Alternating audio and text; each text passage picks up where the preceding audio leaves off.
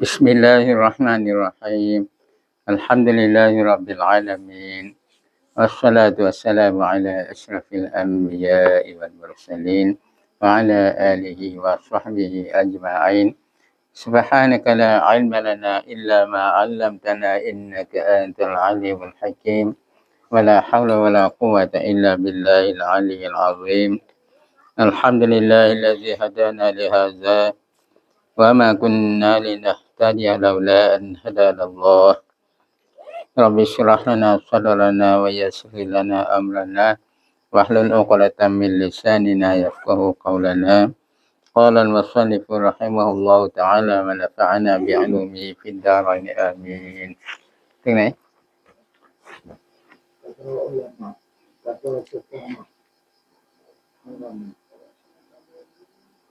Kata setengah ulama bermula awal-awal dulu. Bismillahirrahmanirrahim. Kata setengah ulama bermula awal-awal yang wajib atas mukallaf itu nazar. Yani tilik kepada alam ini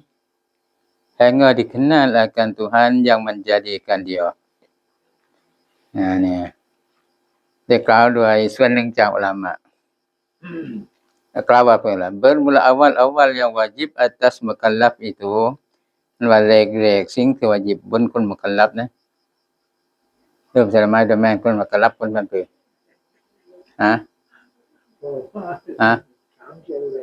คนมุคัลลัฟคนมันคือว่า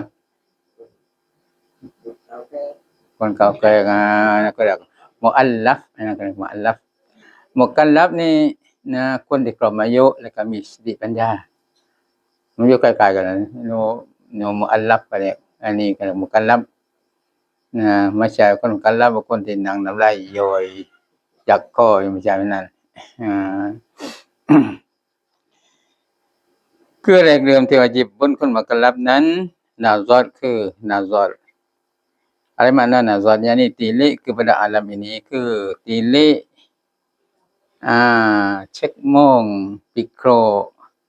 กับอาลัมนี้กับโลกนี้แรกๆนี่วาญิบนะบางอุลามะว่านั่นคือเราเช็คมองกับโลกนี้ไม่ใช่มองเพิ่นๆหรือไม่ใช่เลยมองปรับไว้คุณคิดว่านี่โลกนี้มันมาเพิ่นๆนี่นะมันจะยังเองขึ้นมาได้ไหมนะคือว่าต้นไม้แต่ละต้นนี่มันเป็นโลกกินปุ๋ยเดียวกันทำไมลูกซ่อมนั้นมันซ่อมทำไมลูกกระปราแล้วมันกินปุ๋ยนั่นแหละมั้ยเนาะทำไมลูกสวรรค์กวาดหวานกวาดทำไมกล้วยนั้นนะมันทราบวันนั้นมังคุดมันทราบวันนี้และtilik alam hingga dikenal akan Tuhan yang menjadikan dia ke alam จนกระทั่งเขาได้รู้จักกับTuhanที่ได้สร้างกับมันกับอาลัมนั้นนะซอดจนกระทั่งว่าได้รู้จักกับ Tuhan ที่ได้สร้างอาลัมนะ kemudian maka ia tasdiqkan หลังจากนั้นหลังจากที่ได้รู้จักว่าอาลัมนี้นั้น Tuhan แหละเป็นคนสร้างมัน maka ditasdiqkan คือต้องเชื่อรับว่าจริง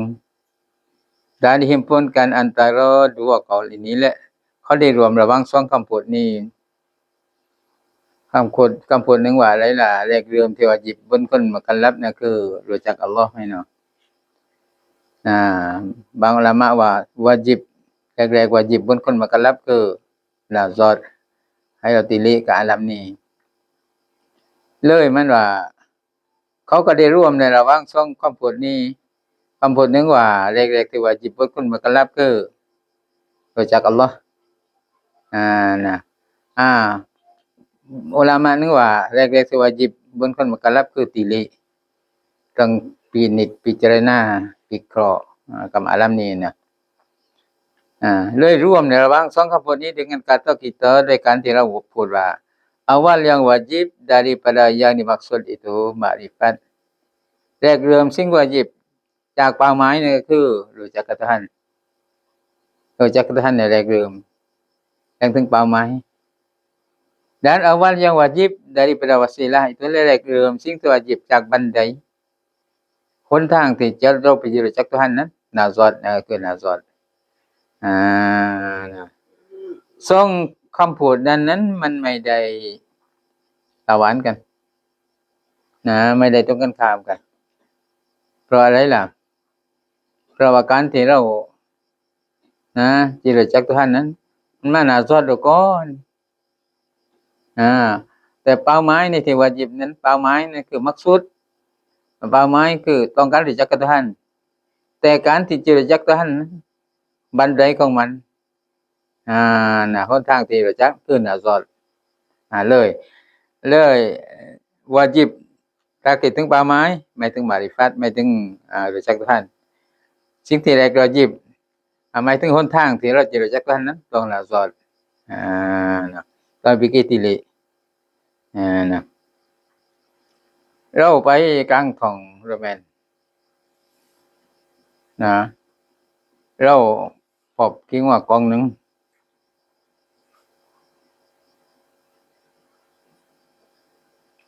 ถึงกับเราจิว่า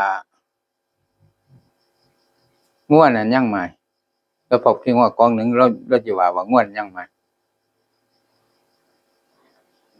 ยังได้ที่เราว่ายัง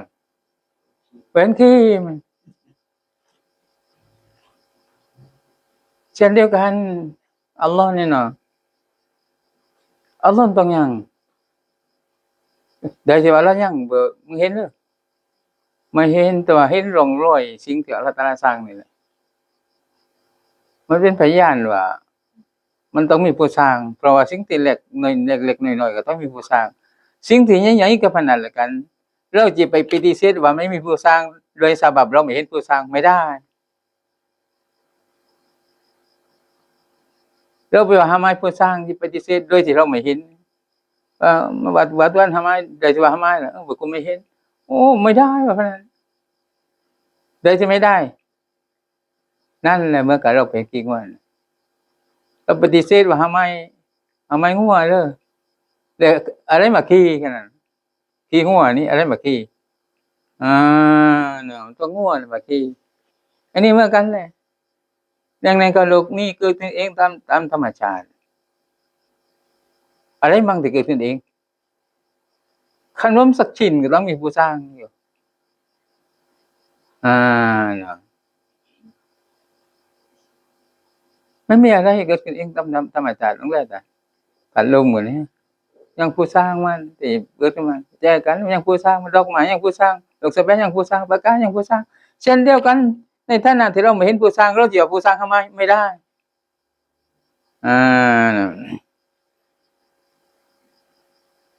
awal wajib แรกเริ่มที่วาญิบ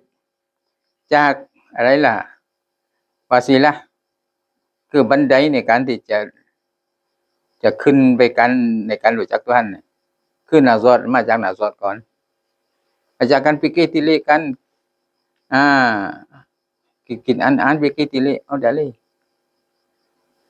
dan makna wasilah ituและความหมายของวาซีละคือjalan yang menyampaikan kepada yang dimaksud คือหนทางที่ทำให้ถึงไปยังเป้าหมายหนทางที่ทำให้รู้จักTuhanนี้ต้องfikirก่อนfikir tilikต้องวิเคราะห์พิจารณาkerana jikalau kita lazimkan tasdik dengan barang yang tidak diketahui ia akan sahnya เพราะถ้าหากว่าเราไปลาซิมไปจำกัดในการยอมรับในการเชื่อในการรับว่าจริง dengan barang yang tidak diketahui ia akan sahnya ด้วยสิ่งที่เขาไม่ได้รู้ว่าซอสิ่งนั้นdan batalnya lah kak ไม่ได้รู้ว่าสิ่งนั้นสิ่ง batal สิ่งที่ซอคือว่าสิ่งที่ batal ไม่ได้รู้เรื่องซึ่งเราไปจะยอมรับsaya bahwa membawa ia kepada benarnya ada tersalahnya แน่นอนมันชักนำและการไปรับว่าจริงอย่างเดียวนี้มาชักนำให้เป็นความจริงให้เป็นความถูกต้องแต่สารล้อย่อหรือว่าไปชักนำให้เป็นความผิดพลาดนะบางทีอาจจะถูกบางทีอาจจะผิดนะโดยที่เราไปจะยอมรับแล้ เราไปแต่เชื่อโดยที่ไม่ได้รู้เรื่องไม่รู้ว่าsahหรือว่าbatal kerana tiada ia mengenal dalil yang boleh membezakan antara keduanya Permanen seorangนั้นมันไม่ได้รู้จักหลักฐาน yang boleh membezakan ที่จะแบ่งแยกได้ antara keduanya ระหว่างทั้งสองระหว่าง sah กับ batal เกิดไปเที่ยวเชื่อขึ้นมาอาจจะเป็นจริงก็ได้อาจจะเป็นถูกก็ได้อาจจะเป็นพลาดก็ได้atau membawa kepada persamaan Nabi dan yang bukan Nabi.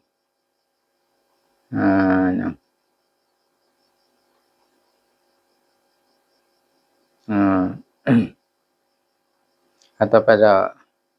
membawa ia kepada benar. เพราะถ้าหากว่าเราลาซิมว่า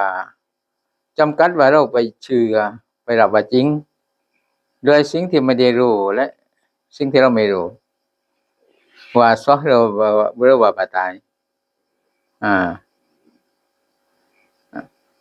saya membawa kepada bersamaan atau kepada benarnya แน่นอนชักนำให้เป็นเท่าเทียมกันนบีdan yang bukan nabi คนที่เป็นนบีและคนที่ไม่ใช่นบี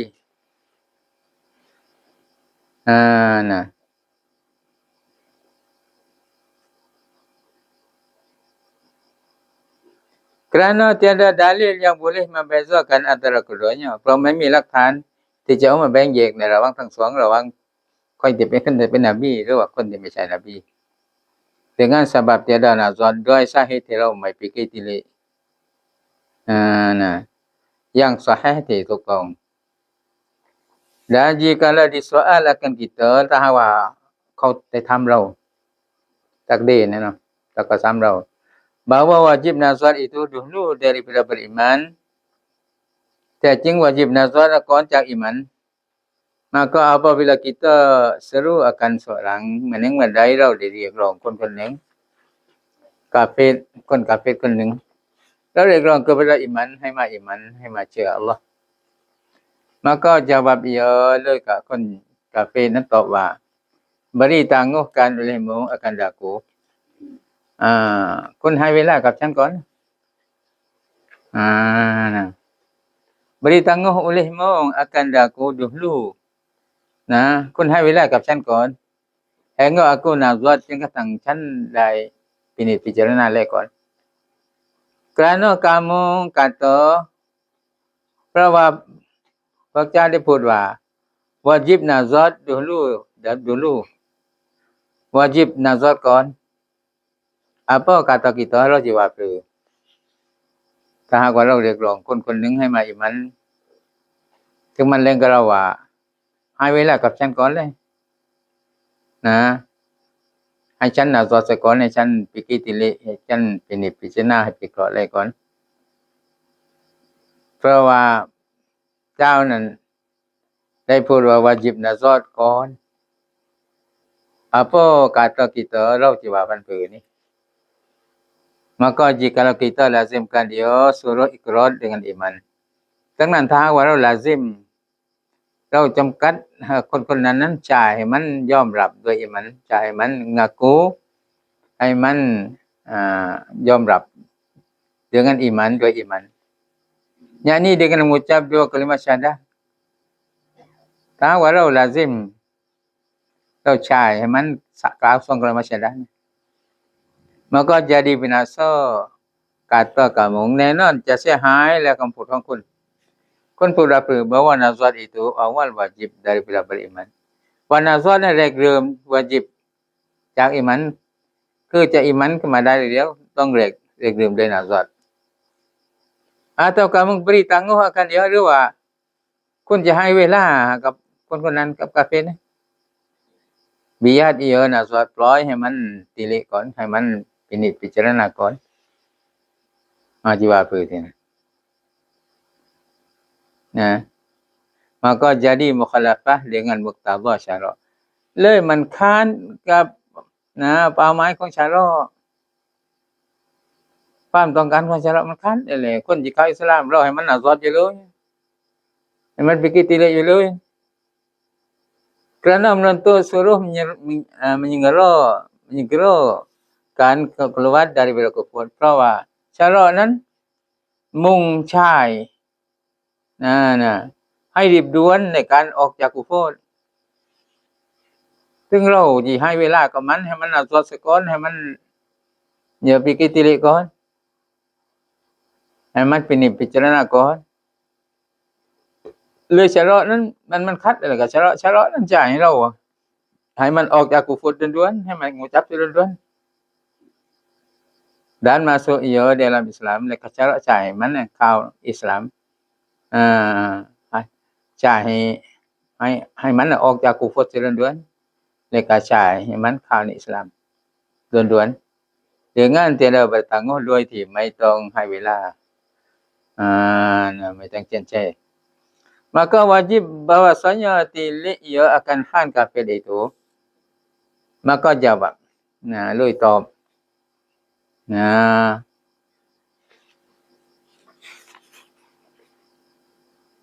top lah maka apabila kita seru akan sang kafir top apabila korek syarat ni jawab คือหมายถึงว่าใดเราเรียกร้องคนๆหนึ่งให้มาเข้าให้มาอิหมันกับอัลเลาะห์โดยคนคนนั้นตอบว่าให้เวลากับฉันก่อนแล้วฉันจะนัดสอดซะก่อนฉันจะปิกิติลิก่อนเพราะว่าคนพูดว่าวาญิบต้องนัดสอดก่อนถึงเราจะว่าคือเราจะให้มันนัดสอดก่อนหรือว่างูจับให้มันเลยมันว่าถ้าหากว่าเราละซิมคือเราก็ใช้มันให้มันngakuด้วยอิมันคือใช้ให้มันกล่าว2 kalimat syahadah มันว่ามันก็jadi binasa kata kamu เลยก็มันทำให้เสียแหละคำของคุณนะคุณพูดว่าคือละbahwa nazar itu awal wajib daripada beriman wa nazar แรกเริ่มเป็นของแรกที่วาญิบจากอิมันคนที่อิมันเดียวนี้วาญิบก่อนๆที่เพิ่นคือnazarคนพูดปานนั้นatau kamu beri tangguh akan dia หรือว่าคุณก็ให้เวลากับกาเฟรนั้น biar ia nazar ปล่อยให้มันnazar ซะก่อนมันก็jadi mukhalafah dengan muqtada syara' เรียกว่ามันเป็นการขัดกับเป้าหมายของชะเราะห์kerana menuntut suruh menyegerakan keluar daripada kufur เพราะชะเราะห์นั้นมันมุ่งในการใช้ให้รีบด่วนให้ออกจากกุฟรย้ายเพิ่นอยู่ในกุฟรเพิ่นไปเข้าอิสลามแล้วเราสิใช้มันnazar อยู่เลยคือชะเราะห์ตุนใช้ให้รีบด่วนในการออกจากกุฟรให้รีบด่วนในการngucap นั้นการmasuk ia dalam Islam และชะเราะห์นั้นใช้รีบด่วนในการเข้าอิสลามdengan tiada bertangguh โดยที่ว่าไม่ต้องเจียนแช่ไม่ต้องให้เวลาถึงตอบว่าคือถ้าหากว่าเราไปเรียกร้องคนกาเฟรถึงคนกาเฟรขอนัดสอดก่อนก็จะว่าคือก็ตอบมันก็จawab ดังนั้นตอบว่า bahwasanya tilik แต่จริงคือต้องเช็คเลย tilik ia seorang คนที่ว่าเรียกร้องเพื่อนนั้นเดี๋ยวนี้ให้tilikเลย akan hal kafir itu กับสภาพของกาเฟรที่มันชวนเข้าอิสลามมันtilikเลย jikalau ada ia bercampur dengan muslimin ถ้าหากว่ายังและกาเฟรนั้นมันปนอยู่กับคนมุสลิมีน jika ada ia kafir bercampur dengan muslimin ถ้าหากว่ากาเฟรมันอยู่ปนกับคนมุสลิมีนอยู่กับความสมาคมอยู่เล่นกันkita suruhkan dia mengucap 2 kalimat syahadah เราใช้มันให้กล่าว2 kalimat syahadah มากๆคุณจังหวะนี่asyhadu an la ilaha illallah wa asyhadu anna muhammadar rasulullah ใช้ให้มันกล่าว2 kalimat มากๆอย่างนี้ tiada diberi tangguh คือไม่ต้องให้เวลากับมันอาการเรียกกาเฟรนะ kerana bahawa ghalib ada nazar padanya ทำไมถึงไม่ต้องให้มันnazar อยู่เลยไม่ต้องให้เวลากับมันเลย Trải phang quần kerana bahasa ghalib perawatan jing suan mak ada nazar padanya yang nazar lew ในมันคนกาเฟที่ยกคลุกอยู่เล่นอยู่กับเรานี่มันมีnazar มันมีปิกิติลิอยู่แล้วมันรู้เรื่องเหมือนกันเราอยู่ทำอะไรมั่งเดือนรอมฎอนเราทำอะไรมั่งอะไรญาติเยี่ยเราทำอะไรมั่งไม่รู้เรื่องอยู่กันเพราะเลยมีnazar ในมันนั้นคนที่ว่าอยู่เล่นยกคลุกกับคนมุสลิมินน่ะdulu daripada buluknya kontak menkau akan balik lepas. Nah. Dan tiada harus kita suruh nazar lebih harus lah disah men nazar je lain. Man คนอยู่คลุกอยู่เล่นอยู่กับคนมุสลิมินนี่นะเพราะว่ามันสิเข้าอิสลามสอนให้เลยไม่harusให้เราใช้มันอยู่pikir tilik dulu ก่อนนั่นเนาะ Tapi jadi kafir itu apa kafir orang yang tidak mengajar dua kalimat syahadat itu คนที่ไม่สอนกลิมาชาฮัดสอนกลิมาชาฮัดนั้นเป็นกาเฟรนะระวังนี่แหละที่เป็นเรื่องที่ว่าคนบ้านๆส่วนมากไม่เคยรู้พอคนที่มาเข้าอิสลามเดี๋ยวก็เลยกูพาไปข้างตัวครูกูไม่แม่งทำปรือที่จริงให้ว่าอัชฮะดุลลาอิลาฮะอิลลัลลอฮ์เบอร์ว่าอยู่แล้วว่าอัชฮะดุลลาอิลาฮะอิลลัลลอฮ์วะอัชฮะดุอันนะมุฮัมมัดรอซูลุลลอฮ์ในการครูแปลให้ฟังเล็กแปลทุกเช้าเวลากล่าวแถวนั้นเนาะข้าพเจ้าปฏิญาณตนว่ามีพระเจ้าอื่นใดที่กล่าวว่าอย่างแท้จริงอยู่วันอัลเลาะห์และข้าพเจ้าปฏิญาณตนว่านบีมุฮัมมัดเป็นศาสนทูตของอัลเลาะห์แปลให้ฟังทุกเช้าพ่อกาเฟรจะมาเข้าอิสลามจริงไม่พ่อสอนไม่ได้นั่นว่า kerana bahasa นะมันว่า tetapi jadi kafir takเป็น kafir นะ orang yang tidak mengajar dua kalimat syahadat itu คนที่ไม่ได้สอน2 kalimat syahadat เพื่อนก็ปรำที่เข้าอิสลามมันให้ไปพาไปข้างคนอื่นฟังตอนนี้ทำไม่ได้นะอัชฮะดุอัลลาอิลาฮะอิลลัลลอฮ์วะอัชฮะดุอันนะมุฮัมมัดรอซูลุลลอฮ์ไม่ได้ตอนนั้นแล้วเบอร์ว่าทุกที่มายังนี่ไม่ได้นะร้อยให้เพื่อนกูไม่กล้าสอนแล้วมันอะไรเป็นปืนให้จับแล้วว่ามันจับอะไรตรงไหนนี่เป็นเรื่องที่น่ากลัวนะเพราะบางคนเขายิงมาเข้าอิสลามมันไม่รู้เรื่องถึงพาไปข้างตัวมันเขาจะเข้ากับมันจะพาข้างตัวมันก็สอนจับมันก่อนนี่มันหวานเป็นกาเฟรมันว่าคนที่ไม่สอนกลิมาชาดะapabila datang kafir minta ajar akan dia มันเรื่องอะไรคนกาเฟรมาขอให้สอนมันเอาใครเราสอนมันเราจะไปหาคนอื่นอยู่ได้ล่ะก็สอนไม่ได้เท่านั้นไม่ก็สอนไม่ได้เราว่าเราคนใหม่อย่างนี้ว่าอยู่ทุกวันแต่เขาบังก็ฟังถูกวักดูเรื่องทำเล่นตรงนี้เนี่ยเราอย่าไปให้ตัวอิหม่ามสอนให้สอนก็สอนเราสอนก่อน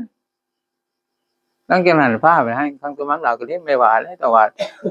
นี่เล่นถ้าทำมีเวลาตัวนี้มันว่าเป็นกาเฟนะคนที่ไม่สอนกลมาชาดะนะเหมือนเมื่อใดคนกาเฟมาขอให้สอนนะnah atau ditangguhkan dia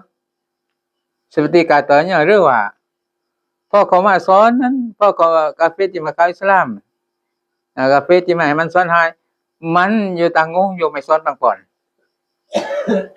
นะอยู่เสียนแช่อยู่ditangguhkan dia มันอยู่เสียนแช่อยู่ seperti dikatanya jangan kau nantilah sesaat nah tasak dia mana tasak dia atau pergilah basuh tubuh kamu ไปล้างตัวของคุณก่อนไปอาบน้ำเสียก่อนมันไม่ใช่เรื่องนะในหุกมตรงนี้นั่นมันน่ากลัวอย่างแรงเลยคนบ้านๆเนี่ยคนกาเฟที่มาขออิสลามนะมันไม่สอนให้สอนบ้างก่อนแล้วจังหวะเราสิพาไปข้างตัวมั่มพาข้างเคยคนรัวแล้วก็ไม่ว่าเลยสอนบ้างก่อนนะอันนี้แหละที่ว่าคนที่ว่าไม่เรียนนั้นบอกโอ้สอนนั่นแหละก็สอนนั่นแหละ10นั่นแหละหรือว่าสอนเรื่องมายังนั่นแหละนี่เรื่องพวกนี้เลยเสียนะนะเรามายังอยู่ทุกวันทุกวักตัวแต่แบ่งไม่กินแล่นไม่กินเฮียไม่กินปาบน้ำนะของไม่รู้ร้อยไม้แล้วหรอเราหลายสิ่งต้องไม่กินเลยนะมาถึงมาซื้อก็ต้องนี่ไม่ใช่เรื่อง ของเล็กๆน้อยๆล่ะน่ะนั้นว่าหรือว่าไปพูดว่านั่นติละสะถ้าสักเดียวสะใน1 wela ถ้าสัก1 wela atau pergilah basuh tubuh kamu luไปล้างตัวของคุณก่อนไปอาบน้ำก่อนค่อยมาสอนกันไม่ได้นะให้เราคิดแล้วว่า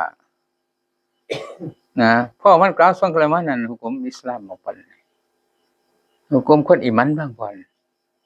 ตักเดียวว่ามันตายเพราะว่าอัชฮะดุอัลลาอิลาฮะอิลลัลลอฮุอัชฮะดุอันนะมุฮัมมัดรอซูลุลลอฮ์ต้องทำภาษาคนอิสลามบางคนเนี่ยเราคิดแล้วต้องอาบน้ำให้ต้องฮ้อให้ต้องมายังให้ต้องฟังให้เพียงแค่นั้นนั่นน่ะnah atau pergi belajar kepada si fulan itu เราไปเรียนว่าไปเรียนกับคนรู้ก่อนไปเรียนกับคนรู้เราไม่รู้เรื่องเป็นกาเฟรเลยนะคนที่ว่าให้ไปเรียนกับคนรู้พี่คนนี้ก่อนนั่นแหละเพิ่นสิมาเข้าอิสลามของมันนี่เป็นกาเฟรน่ะรู้ไปพุ่นเนาะเราไปคำบ่สนรู้ไปกูแม่งทำคือว่าสงว่าชาดาดอกเรื่องตันไม่ตันคอยที่หลังน่ะเรื่องมายังเรื่องอะไรนะคอยที่หลังสอนเรียนกันก่อน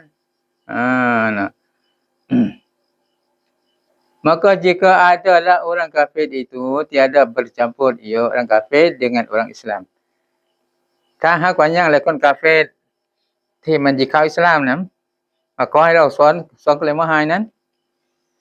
ถ้าหากว่ายังและคนกาเฟรนั้น tiada bercampur ia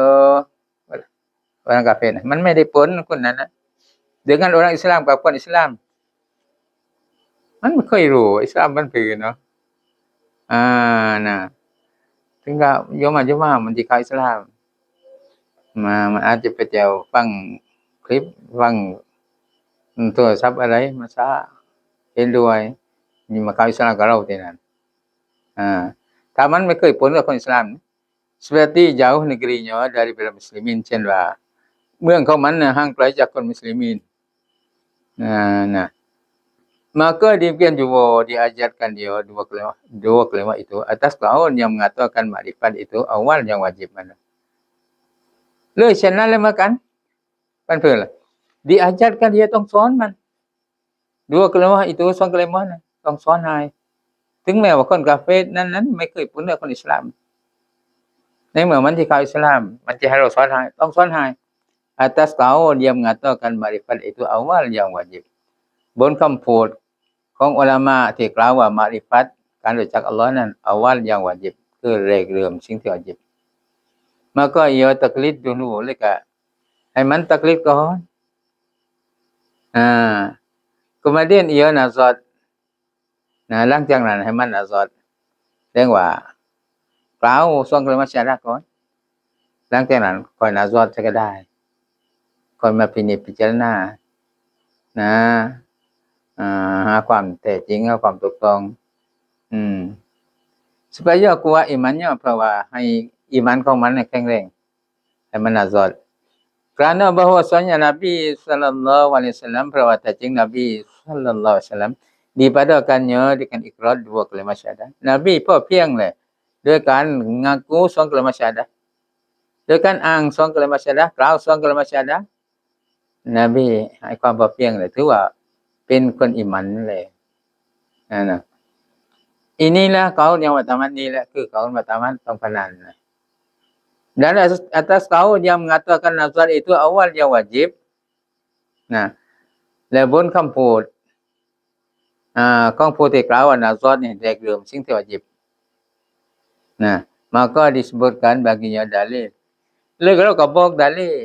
บอกหลักฐาน serta mengucap dua kalimat syahadah เลยเหมือนกันบอกหลักฐานโลกนี้มีพระเจ้าหลักฐานก็เรียกว่าสิ่งที่ยังที่เราได้เห็นอยู่นี่dalil serta disebutkan baginya dalil คือทวง dalil ให้กับมัน serta mengucap dua kalimat syahadah พร้อมด้วยกล่าว2 kalimat syahadah ง้อ paham จนกระทั่งมันเข้าใจ2 kalimat syahadah ก็เราต้อง แต่memang sanglam syariat itu alai. Nah. Kerana tiap-tiap orang yang disuruh akan dia oleh Nabi kita kepada beriman. เพราะว่าคนที่ว่าทุกๆคนที่นบีเรียกร้องให้มาอิหมันนั้น maka berkata ia baginya leทุกๆคนนั้นจะพูดกับนบีว่า tunjukkan olehmu atasku tanda kebenaranmu จงชี้แนะคุณจงชี้แนะให้กับฉันเครื่องหมายว่าคุณเป็นนบีจริงจงบอกฉันที่ว่าในเครื่องหมายว่าคุณเป็นนบีจริงนั่นแหละ maka didatangkan mukjizat mereka dan nama mukjizat mah Allah Taala ให้เกิดสิ่งมหัศจรรย์สิ่งอภินิหารขึ้นมา maka nyata benarnya oleh kesaksianว่าเป็นจริงmaka percaya ia oleh kerana kecerah maka Islam ia oleh kerana kekal Islam dan tinggal atas ingkarnya atau tinggal atas ingkarnya หรือว่าไม่เข้าอิสลามมันละบนความปฏิเสธมันก็บินาศะมันก็เสียหายไปเลย